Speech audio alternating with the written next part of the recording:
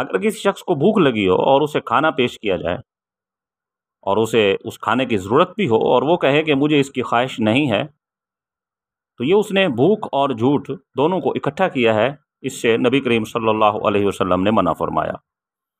حضرت اسماء بنت یزید رضی اللہ تعالی عنہا کہتی ہیں کہ نبی اکرم صلی اللہ علیہ وسلم کی خدمت میں کھانا لایا گیا تو آپ صلی اللہ علیہ وسلم نے ہمیں کھانے کو کہا۔